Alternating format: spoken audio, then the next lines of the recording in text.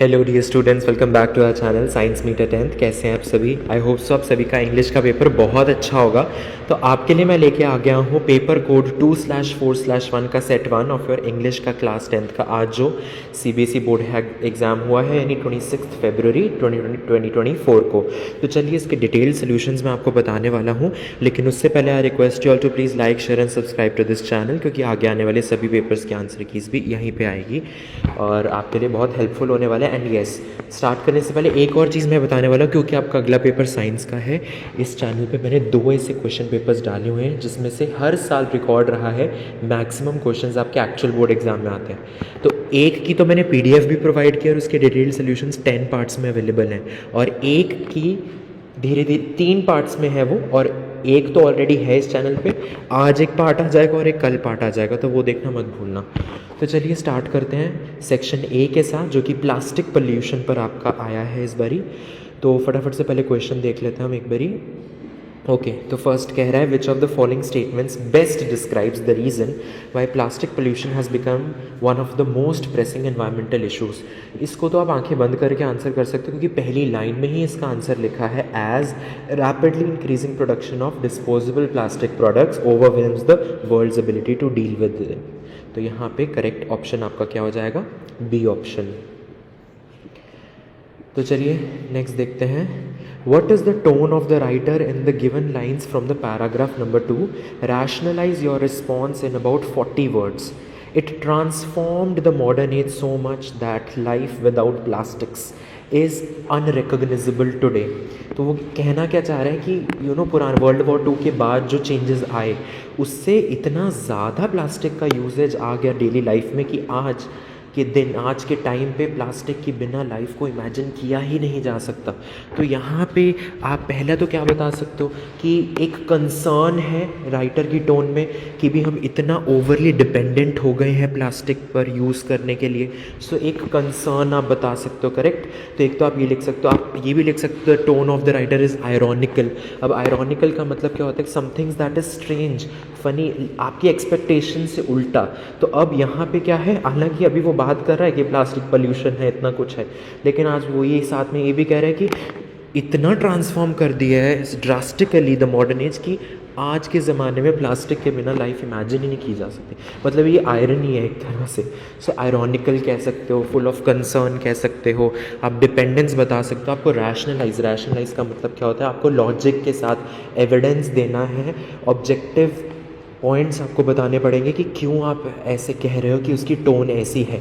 तो यहाँ पे क्लियरली अगर हम पैराग्राफ 2 भी पढ़ते हैं ढंग से, तो वो यही बता रहा है ना, plastics made from fossil fuels are just over a century old, production and development of thousands of new plastic products accelerated. तो कहीं ना कहीं एक पॉजिटिव चीज़ भी आ रही है इसमें कि मॉडर्न एज को ट्रांसफॉर्म तो किया ही किया है, लेकिन आयरनी क्या है कि आज प्लास्टिक के बिना लाइफ इमेजिन ही नहीं हो सकती। प्लास्टिक्स रेवोल्यूशनलाइज्ड मेडिसिन विद, बाद में उसने सारा यूजेस भी बताने शुरू कर दिए। सो बेसिकली ये सब पॉइंट्स आप लिख सकते हो, ठीक है। एक कंसर्न, एक वरी भी है टोन के अंदर, है ना, एक चिंता। चलिए आगे बढ़ते हैं। The passage include some words that are opposites of each other. आपको इनमें से बताना है कौन से सिनोनिम्स है। सिनोनिम का मतलब क्या है? सिनोनिम का मतलब है सेम मीनिंग वर्ड्स। एंटोनिम्स का मतलब है ऑपोजिट्स। यहाँ पे सिनोनिम पूछा है, तो पहले तो गार्बेज ट्रैश हो जाएगा। Both refer to discarded items, जो वेस्ट है हमारा, ठीक है। And one will be E part, that is transformed and revolutionised. दोनों के मीनिंग सेम है, बदल देना, चेंजेस ले आना, इसका मतलब है, ठीक है। Next, complete the sentence appropriately. The writer says that most of the plastic trash is found in the earth's last sink, and the reason that it transported around the world is, कैसे earth's last sink से सारी दुनिया में फैल गया वो plastic. तो उसका देखिए आप रीज़न इसके अंदर क्या लिखेंगे, यहाँ पे आ जाइए। Yes, so the plastic waste, so basically is the reason is ocean currents carrying the plastic waste from the coastal waters, because यहाँ पे लिखा है once at sea much of the plastic trash remains in the coastal waters, but once caught up in the ocean currents it can be transported around the world. तो आप reason क्या लिखेंगे? because the ocean currents carry the plastic waste from the coastal waters. To all over the world, ठीक है। बीच में आप थोड़ा land से कैसे आया है फ्लो होके वो भी मेंशन कर सकते हो, don't worry about that, you will get marks because ये सब्जेक्टिव आंसर है, तो आप जैसा भी लिखे आपको नंबर मिल जाएंगे। Next, based on the reading of the passage examine in about 40 words the downside of the convenience that plastic offers।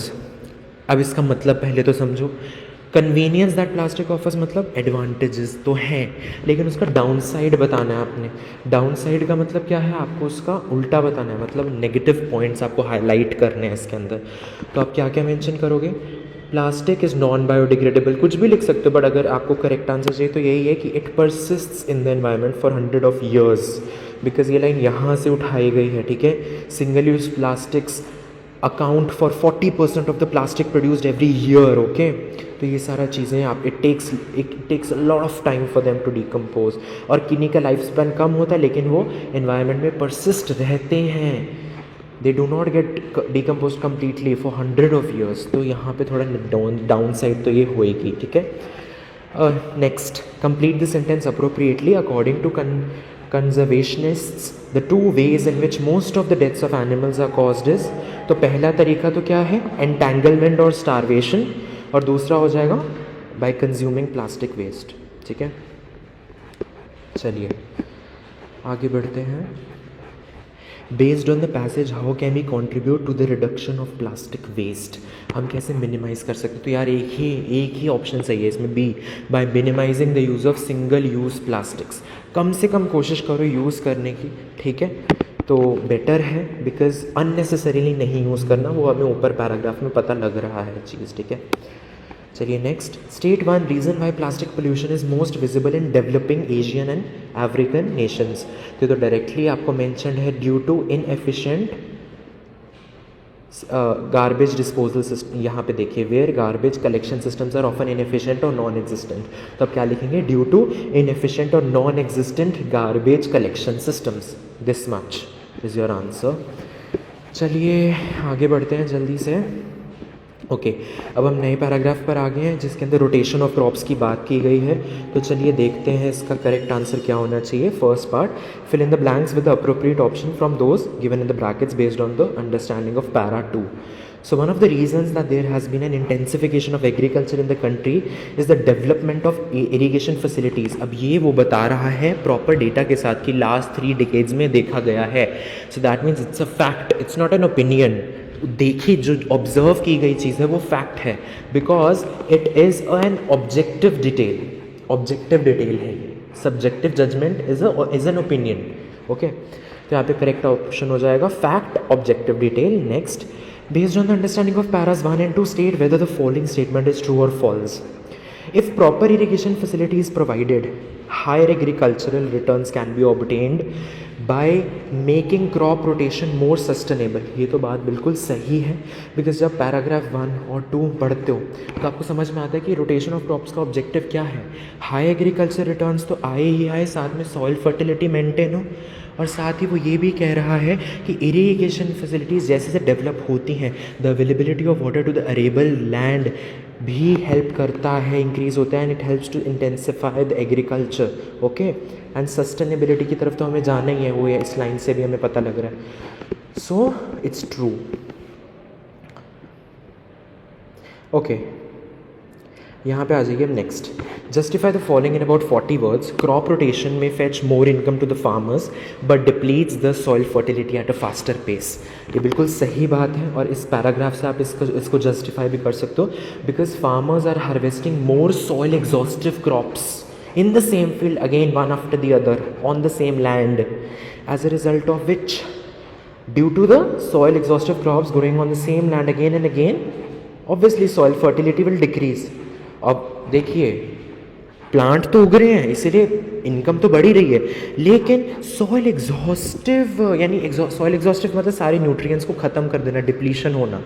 ऐसे क्रॉप्स आप ग्रो करोगे इतने एक के बाद एक, क्योंकि क्रॉप रोटेशन में आप यही करते हो, so obviously it will decrease the soil fertility at a faster rate. So this is how you justify it. Next, based on the table, mention the years when the land was left fallow for maximum number of days।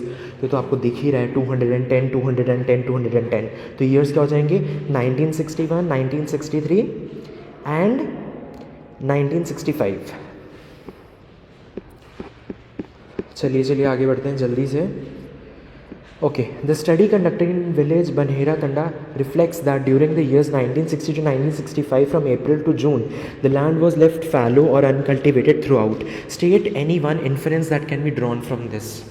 Inference मतलब तुम क्या इससे समझते हो, सीखते हो कि ये, इसीलिए बेसिकली आपको सिग्निफिकेंस इंपॉर्टेंस बताना है कि फील्ड फैलो का। फैलो मतलब अनकल्टिवेटेड क्यों रखा जाता है, ताकि जो सॉइल न्यूट्रिएंट्स डिप्लीट हो गए थे वो वापस से रिप्लेनिश हो जाएं naturally through natural processes. The soil regains its fertility so that now new crops can also can be grown properly. So that the soil can regain its fertility is the answer. Next, select the option that correctly states the significance of crop rotation as given below. तो इसको आप ना बहुत ध्यान से पढ़िए, आपको importance बतानी है क्रॉप रोटेशन की। तो आपने पूरा पढ़ा होगा तो आप बता पाओगे।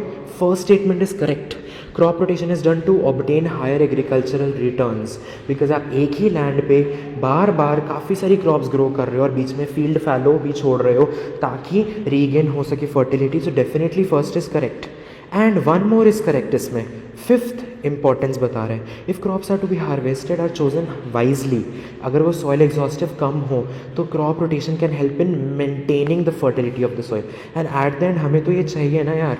सो डेफिनेटली इसके अंदर ये भी आंसर होना चाहिए। तो first and fifth according to me it's the D option. And yes, मैं कई बच्चे आपको बता दूं कि आपकी जो आंसर की है ऑफिशियल वो CBSE ही रिलीज़ करेगा, so you have to wait for the final answers for that. Next, crop rotation is helping in making agriculture more sustainable. Mention one benefit and one drawback of crop rotation. तो ठीक है, sustainable बना रहे हैं तो इसमें benefit क्या हो जाएगा, it increases the agricultural incomes, correct.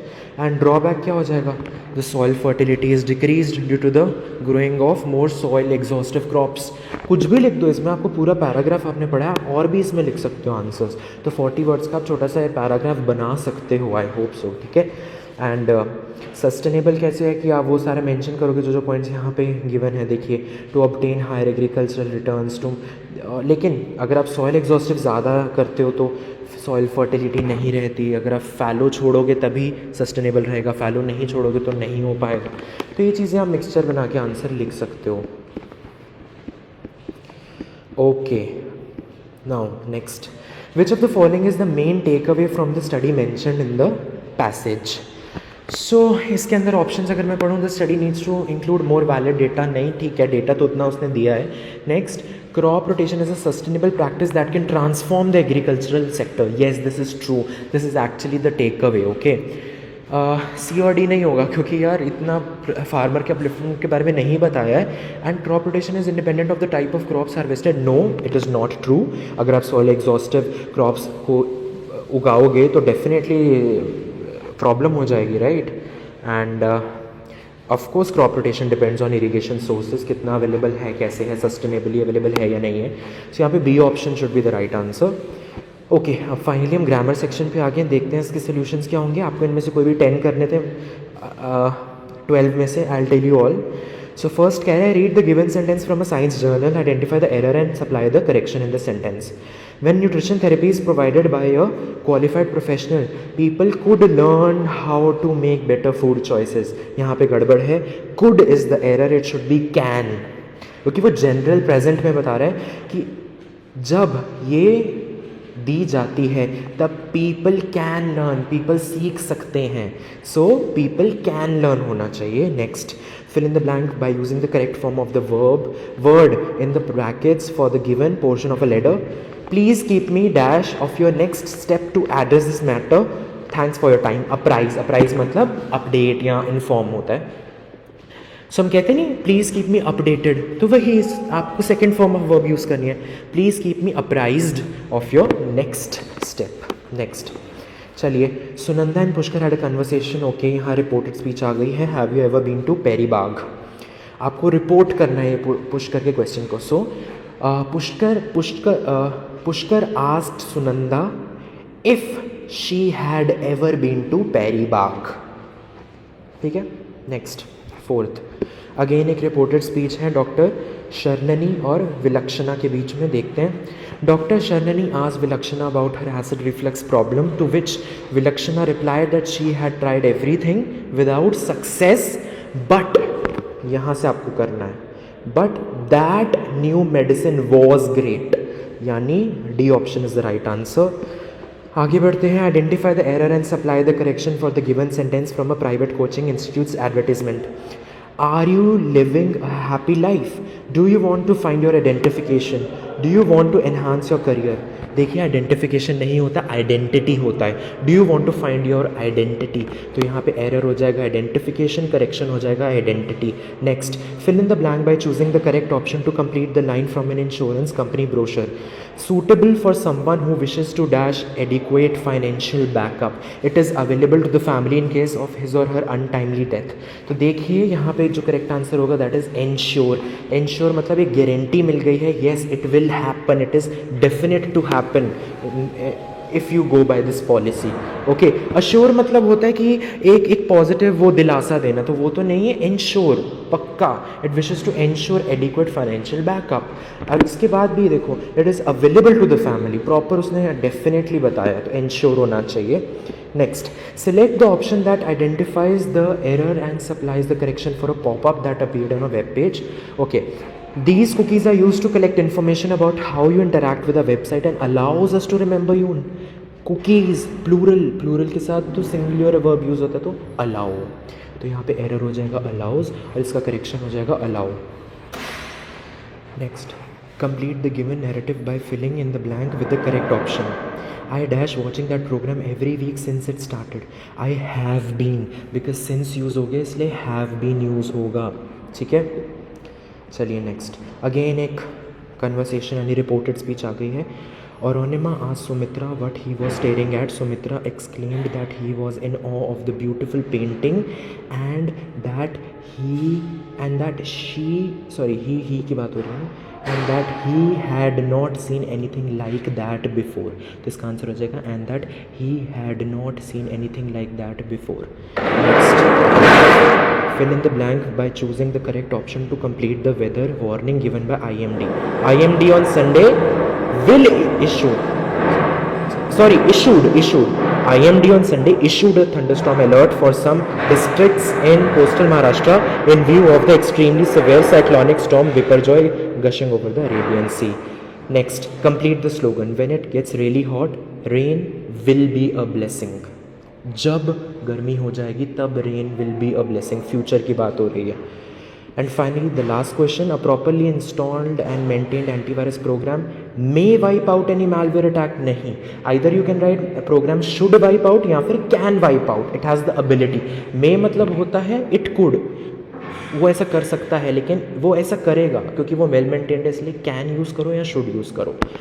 मिलता हूँ मैं आपको नेक्स्ट आंसर की के साथ, इसलिए सब्सक्राइब करना बिल्कुल भी मत भूलना. एंड जिन को अपने पेपर के आंसर कीज़ चाहिए वो प्लीज़ एक PDF फॉर्म में एक गूगल ड्राइव का लिंक बना के पब्लिक एक्सेस के साथ यानी एनीवन विद द लिंक के साथ कमेंट सेक्शन में अपने क्वेश्चन पेपर्स डाल दे. I will upload the answer keys as soon as I get the question papers. All the very best for your next science exam. Science पे videos आने वाली है चैनल पे, और वो 2 पेपर्स प्लीज़ कर लेना, वरना रिकॉर्ड रहा है, मैं बता रहा हूँ कि मैक्सिमम क्वेश्चंस आते हैं आपके एक्चुअल बोर्ड एग्जाम में, तो वो मिस मत करना.